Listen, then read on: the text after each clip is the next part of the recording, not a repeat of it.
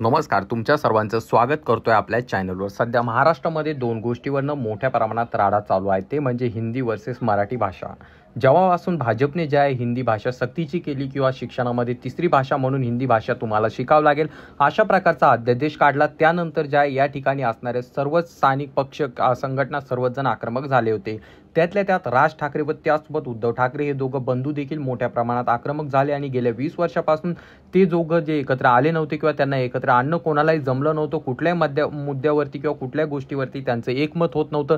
त्या दोघी भावांचं जे आहे आता एकमत झालंय आणि ते कुठल्या मुद्द्यावर तर मराठीच्या मुद्द्यावर त्यांचं थेट म्हणणं आहे की महाराष्ट्रामध्ये तिसऱ्या भाषेची गरज नाही, आपल्या इथे मराठी लँग्वेज आहे आणि आपली हक्काची भाषा आहे, आपली मातृभाषा आहे, त्यामुळे आपल्या ठिकाणी तिसरी भाषा घुसविण्याचा प्रयत्न कोणीही करू नये अशा प्रकारचं वक्तव्य करत जे आहे त्या ठिकाणी उद्धव ठाकरे आणि राज ठाकरे एकत्र आले। परंतु आता त्यांच्या या लढाईमध्ये जे आहे त्यांना आपल्या भारताचे जे CJI म्हणजे चीफ जस्टिस ऑफ इंडिया असणारे BR गवई यांचं समर्थन भेटतंय की काय किंवा त्यांच्यासोबत उभे राहताय की काय असं त्यांच्या कालच्या भाषणातून दिसून येतंय।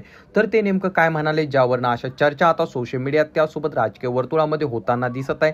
आपण संपूर्ण माहिती जाणून घेणार आहोत, परंतु तत्पूर्वी तुम्हाला विनंती असेल, आपल्या चॅनलवरती जर तुम्ही नवीन असाल तर चॅनलला नक्कीच सबस्क्राईब करा आणि व्हिडिओ जास्तीत जास्त लोकांपर्यंत शेअर करा आणि त्यासोबत खाली कॉमेंट करून तुमचे विचार देखील सांगा।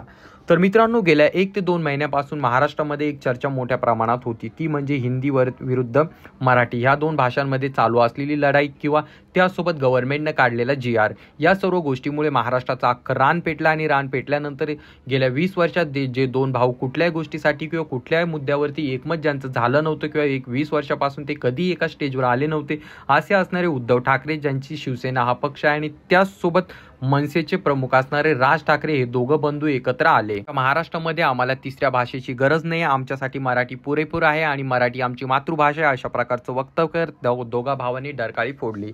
परंतु त्याचं झालं असं की गेल्या काही दिवसापासून जे आहे नवीनच आपल्या भारताचे झालेले CJI म्हणजे चीफ जस्टिस ऑफ इंडिया असणारे BR गवई यांचं अनेक राज्यांमध्ये स्वागत समारंभ होत आहे आणि त्याच पार्श्वभूमीवरती महाराष्ट्र शासनाने देखील त्यांचं स्वागत समारंभ सत्कार समारंभ ठेवला होता आणि त्यासाठी ते आले होते महाराष्ट्रामध्ये। जेव्हा ते महाराष्ट्रामध्ये आले तेव्हा त्यांना विधिभवनामध्ये विधिमंडळामध्ये त्यांना बोलवण्यात आलं किंवा त्या ठिकाणी त्यांचा स्वागताचा कार्यक्रम आयोजित करण्यात आला। परंतु जेव्हा त्यांचा कार्यक्रम आयोजित करण्यात आला त्या ठिकाणी बोलत असताना त्यांनी जे मराठी भाषेबद्दल त्यांचं मत व्यक्त केलं आणि त्याचसोबत ते म्हणाले की मी मराठी भाषा शिकून आज या पोस्टपर्यंत पोहोचलोय, तर मग आपल्याला हिंदी वगैरे भाषा शिकण्याची गरज काय आहे असं त्यांच्या बोलण्यातून दिसून येत होतं। म्हणजेच एका अर्थाने ते जे आहेत मूक संमती जे आहे उद्धव ठाकरे आणि राज ठाकरे यांच्या मताला देताना दिसत होते आणि त्यांनी केलेल्या या वक्तव्यामुळे सर्वांच्याच भुवया उंचावल्या।